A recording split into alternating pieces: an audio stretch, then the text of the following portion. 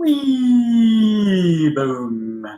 Hello everybody, this is Ben Chai, the Doctor Who of Business, doing my Monday afternoon, morning, evening or holiday broadcast. And today I want to share a few things about thinking and the importance of thinking to be successful. Now, many people are often telling me how smart I am. And actually, I don't believe I'm that clever at all. In fact, I had a conversation with someone the other day, and I mentioned the guy who invented the light bulbs. I think it was Edison. And Edison had, I think it was about 4 weeks of schooling, but he surrounded himself with some incredibly clever people, and he was able to take that thinking, those thoughts, and turn those thoughts of other people into some very useful objects. So that's what I'm going to be talking about today. My name is Ben Chai, the Doctor of Business. Now, I'm going to be watching a film very soon, so let me show you something. See that? That was given to me, a piece from the box of chess, actually. I was actually given the bishop. There you go, the little bishop. Now, chess is a game which involves a lot of strategic thinking, and to outwit your opponent, you have to be thinking well in advance of a problem. And they gave me the bishop because they think I'm a very caring person, very kind of them. So what I'm going to do is really share some things from a number of books about thinking, and truly the way you think determines how successful you will be. Really, really does. I want to just share with you some questions because I've had to deal with these questions the last few weeks, and it's what's allowed me to do the things that I do and solve certain kinds of problems. And we're always sharing with people, by the way, that if you're able to find solutions to problems, and I'm going to show you some of the problems, because they're not what you might think they are, that people have. And if you can find an answer to those problems, you could probably do very well and have lots of friends and be socially magnetic. Okay, so first problem you may have. Why do I get upset when? So if something is really getting you angry in your heart, making you cry, find out why. Why are you getting upset? And then when you realize, or perhaps you already know, think about what you can do to deal with that upsetness. Now, if you want to go a bit further, you can think, hey, other people may feel like me when they have certain situations. So how can I help them? And then you can turn that into some kind of value add or business if you want. My daughter and son used to really get very angry. In fact, my daughter used to get very angry with my son. Today they're great friends. But in the early days, my son used to really wind up my daughter. I said to my daughter, there's a reason for that.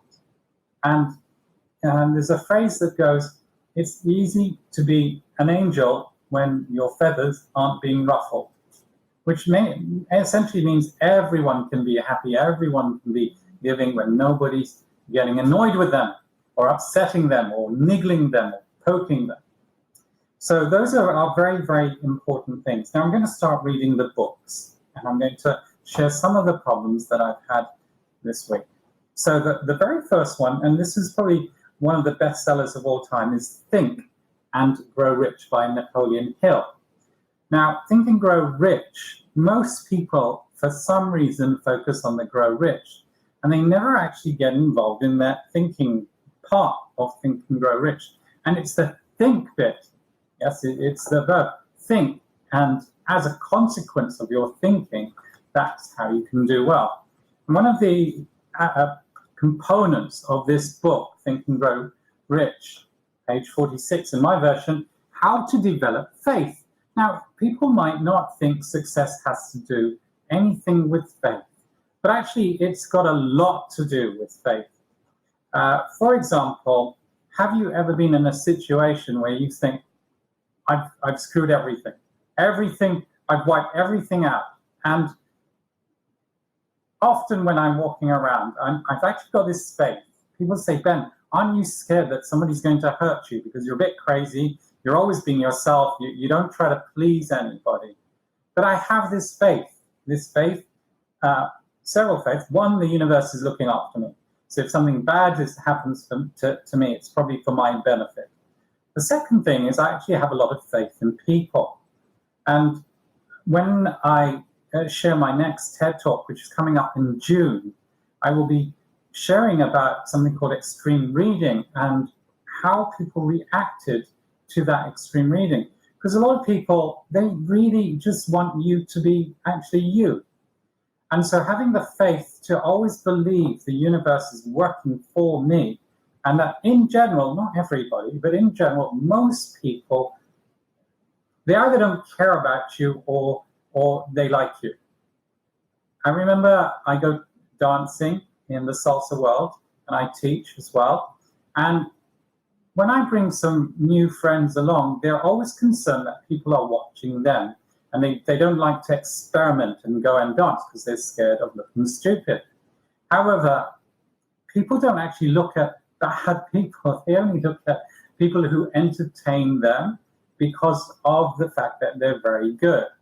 And after I pointed out, and I would take the beginners along and I would say, look at those people, look at who they're looking at.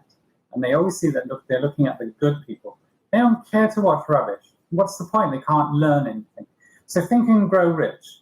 Now, there's a secret in here, and I never ever got the secret, I have to say. Never got the secret. My son told me, and he said, Dad, this is a secret. Oh, I said, I didn't know that. Anyway, there's a secret that goes right through that book. Now, the next book I have here is Think Like a Genius. Think Like a Genius. And so you don't have to be a genius to think like one. And it's quite interesting because there's a number of statistics that have found that a genius only thinks about one thing. In fact, they're very, very focused. And if you could keep your mind focused on just one thing to be number one, then you would find that you're doing very well. And this is quite interesting because people run after 5, 10, 100 opportunities, but all they need to do is think about one opportunity. So I'm going to read a part from here. It's called Discovery. If the learning experience isn't emotionally and intellectually moving, then I don't call it learning. To me, it's just indoctrination, a set of commands drilled into your head, committed to memory without question. Learning involves discovery and surprise, not simply memorization. It's intimately engaging and as fluid as whitewater rafting. There's a universal saying that fits here. Learning cannot be inherited. It has to be experienced. Now, this is such an important component. And you'll see me almost, and someone said sometimes I preach a little, because I don't like people being indoctrinated with things like, feel the fear and do it anyway. The speed of implementation, you must do it fast.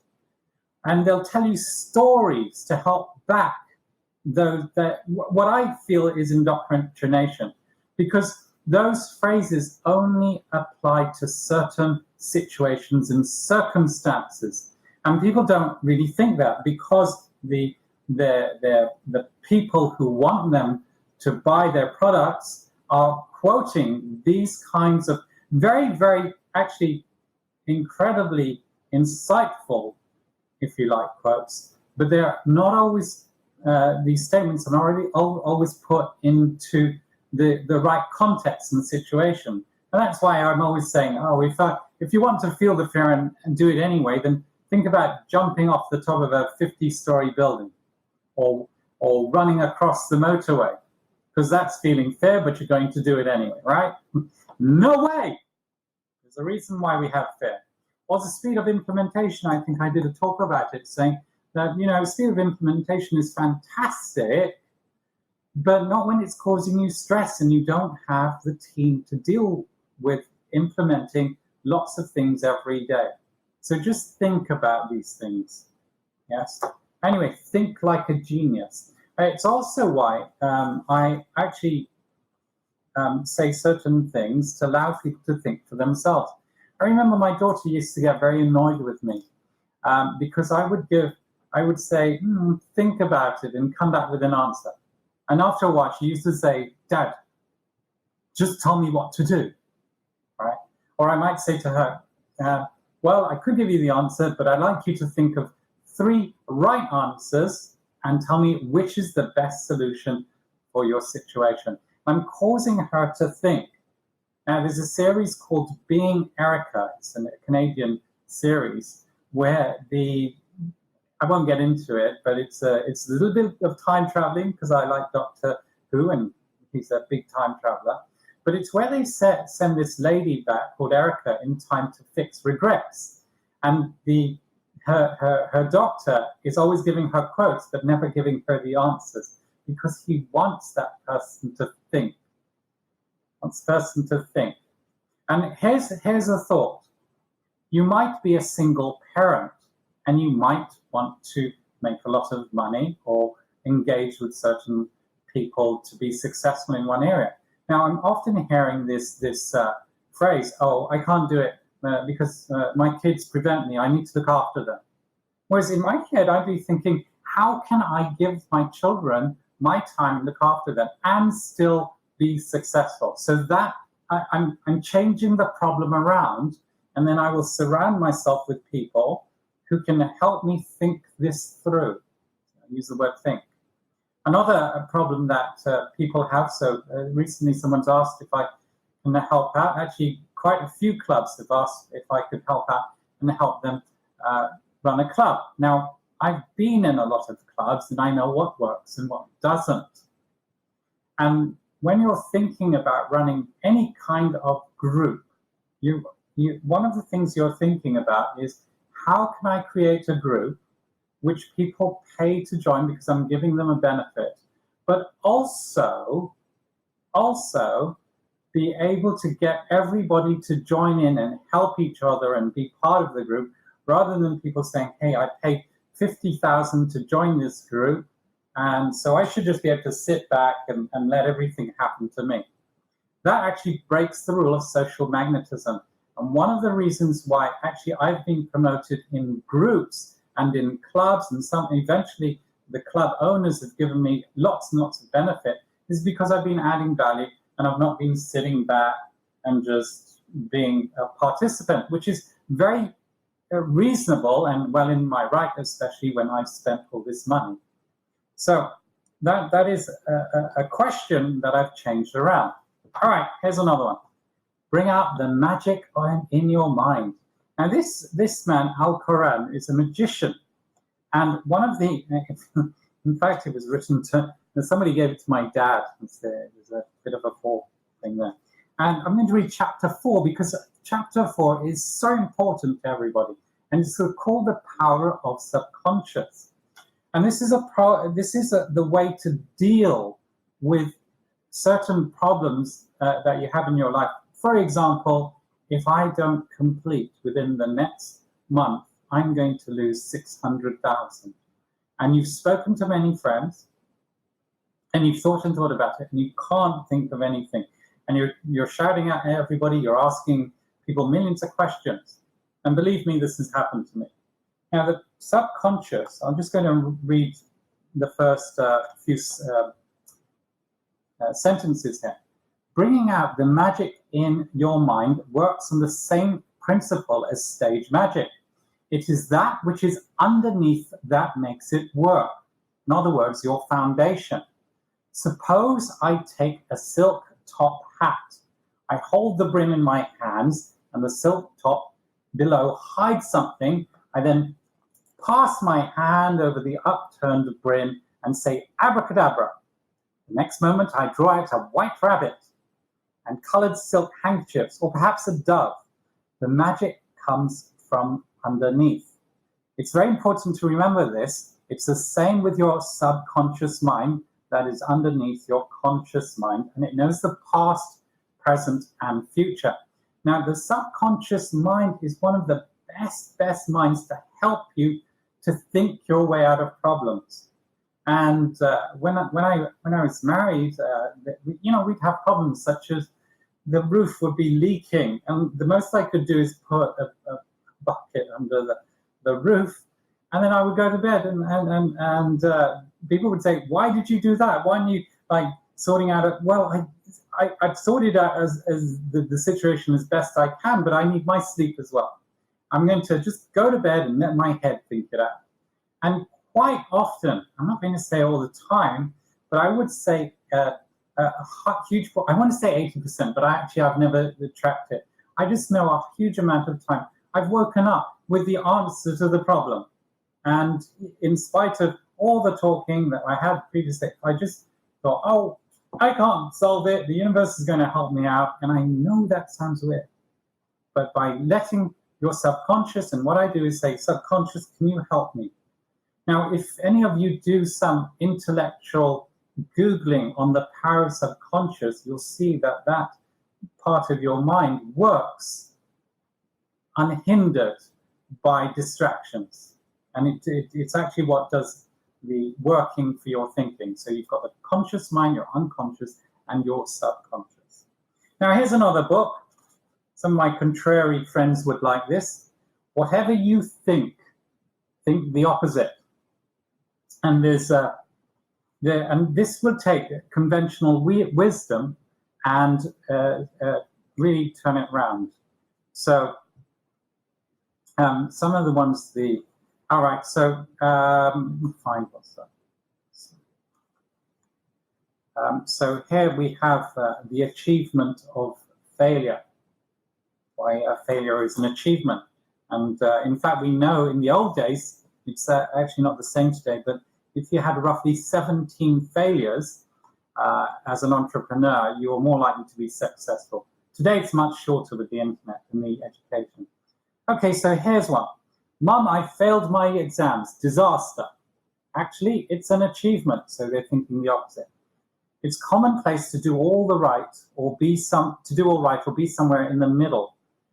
Being bottom or near the bottom has merit. It means you're not interested in the run-of-the-mill way in which you're being taught. Your mind is elsewhere, fantasizing. Most people who bottomed out at school have gone on to be rich and successful, not due to their pass marks, but because of their imagination. So in order to succeed in your failure, you have to think of your failed situation as a good place to start from. Good marks will not secure you an interesting life. Good marks will not secure you an interesting life. Your imagination will. So at the end, it's got 1 out of 10. Good luck. Well done. And it's quite interesting because when my children were growing up, my daughter loved to get, A stars and the highest marks. I remember she was really upset. She got a D or something. And her mother and I asked her this one question. Did you do your best? Yes, I studied hard. I did my best and I got a D, and she was really upset. And we said, what's the big deal then? You did your best. Let's go out and celebrate. And by going out and celebrating those kinds of, we're going to say being the bottom as being successful, she's gone on to be a very successful lady in her own right. All right. Straight and Crooked Thinking. Now, Straight and Crooked Thinking is a fantastic book. I've got my bookmark, which is my Visa card. And in here, it talks about how some logic just doesn't work. But when people are shouting at you from the stage, you think they're right, but actually they couldn't be more wrong. So here's a simple argument. All cats are four-legged animals. All dogs are four-legged animals. Therefore, all dogs are cats. Supposed to have 4 legs. And this book goes on to say, okay, that's a stupid example, but actually a lot of people think like that in life when it's not so obvious. So straight and crooked thinking. And often when I'm working with people, because they won't use their head, I just find a lot of their thinking is just, I'm thinking, why are you thinking like that? Secrets of Mind Power. You can solve your problems once you know what they are. Okay, so patient to psychiatrist. Well, doctor, my wife has a mink coat and a sable coat. We live in a Park Lane luxury flat. We own a yacht and a weekend cottage in the country. We have a mini car for getting about town and a Bentley when we use to drive to the cottage. The psychiatrist, my dear man, what is your problem? Patient, my problem? Doctor, I only earn £10 a week. Now, this is a very interesting, if you like, sketch or humor, but I find that a lot. People are trying to solve the wrong things. They're trying to solve the superficial bit. So, for example, as you know, many of you know, I'm in property, and people will say, oh, the solicitor or the seller or the estate agent, they're doing everything wrong. But actually, none of them are doing anything wrong. What it is the way that they're engaging with them that is incorrect. And you can get lots of great deals from estate agents, from solicitors, from sellers, if you know how to engage with them. My daughter quotes an example, which actually I learned from somebody else, which is just to go to the estate agents with packets of chocolate biscuits and go to the same estate agent over and over. And she saw that over time, the guy melted, and then he started looking for deals that he didn't tell anybody and started sharing with us. But it took a little bit of time. So I'm finding what the underlying problem is rather than blaming people. So sometimes people are horrible, but most of the case, we can find a solution, and we just need to think, how can I get the most out of this person? My favorite book, A Whack on the Side of the Head, How You Can Be More Creative. Really fantastic. And one of the learnings I learned from this book is on page 27, which talks about having the second right answer. Now, most people know that 1 + 1 is 2. Sounds right. But did you know that 1 + 1 is also 1 in binary? And 1 + 1 can be a whole bunch of things, like 1 + 1 is a 1, here's another 1. Together they're 11, so 1 + 1 could be 11. And this book taught me to have not just one solution, but 3, 4, 10, 20 correct solutions.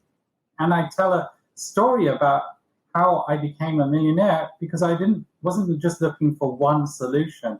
I actually engaged in 5 different ways to be a millionaire by a specific age. And I engaged in all of those solutions as long as it didn't take me off focus of one area. So, for example, like a pension, like writing for some of the teaching of my stage stuff. So I was writing articles, like investing in property, like being in films. Now, films give me passive income through repeat whenever they re-show the film or they repeat the television series. Writing used to give me a lot of passive income through my writing because I'd write educational workbooks, which Microsoft and Thomson Technologies and IBM and all these people used to use, and I used to get a sum every time they used those workbooks. The property obviously gives me passive income through the rental. Now, there were other components which I used which didn't work for me for whatever reason. But the thing is, I used to always, when I'm thinking about problems, trying to find the second right answer or the third right answer. All right, guys, so it's a really, really important aspect that you have to understand about success. It really is about the way you think. And unfortunately, even in the entrepreneurial world, which is why we have so much failure in the entrepreneurial world, people just don't think. They would rather outsource their thinking, which is a very good thing to do, by the way. But if they never think themselves, then when those people aren't around, then they get stuck. So, if I could just teach people to think and think out of the box and think in the box and think, get rid of the box totally. All three are valid ways of thinking. Now, some people will just tell you to think out of the box, or some people will just teach you to get rid of the box. But even thinking in the box is a valid way to think. As long as you're thinking, as long as you're using your subconscious to create solutions to some of the problems I mentioned, like how can I be a successful business person and still be a great parent to 10 children? So that, and then come up with a solution. How can I have a large Facebook group, but have everybody interacting with each other and becoming friends and perhaps doing business or going out and having cups of tea and coffee with each other? So rather than just having a big group or rather than just having a club, keep thinking beyond that, if you like, that special component, because that's how your business and that's how your success will be fantastic. Many people who are watching this video, they're dance performers, and they're always thinking after a performance, how can I better this? How can I have another performance that is substantially different from the performance we did today? Constantly thinking in order to be getting at the top of the performance well. So guys, this is my Think and Be Successful broadcast. And I will see you all tomorrow when I'll do a little bit about property. So bye for now. Oh, I have to do calls for action. I always forget calls for action. If you liked this broadcast, please share it with other people and please comment in the comments below or get a copy of Social Magnetism. Why not? It's only £10 and it's great for the people in Ghana. Bye.